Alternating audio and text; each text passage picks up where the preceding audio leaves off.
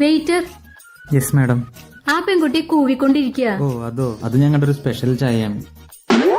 Special ചായ? അതെന്ത് ചായ? എനിക്കൊരെണ്ണം വേണം.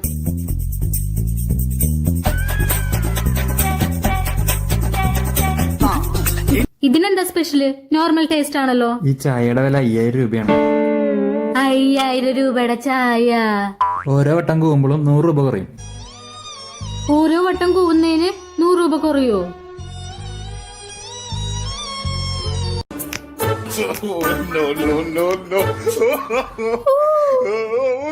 No.